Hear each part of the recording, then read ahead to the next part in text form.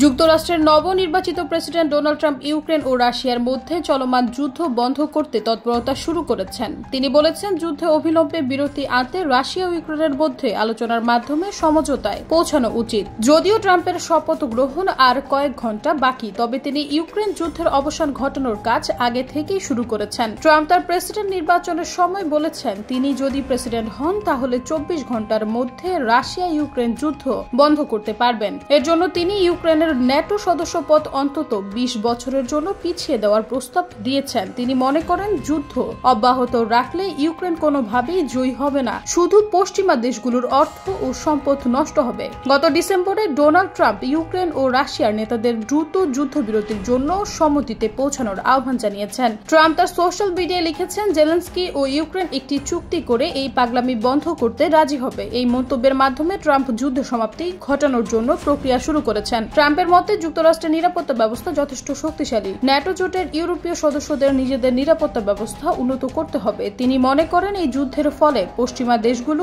অতিরিক্ত ব্যয় করছে আর চীন বিশ্ব বাণিজ্যে এগিয়ে যাচ্ছে।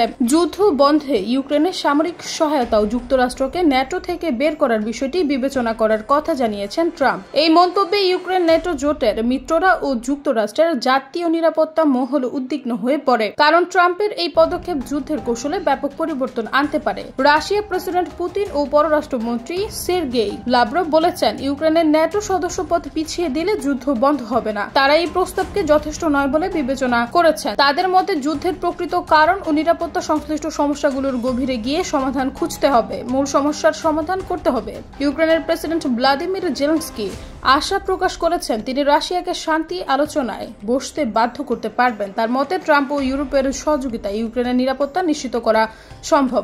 তবে জেলেনস্কি সতর্ক করে বলেছেন, যদি ইউক্রেন নিরাপত্তার নিশ্চয়তা না পায়, পুতিন আবারও আক্রমণ করতে পারবে।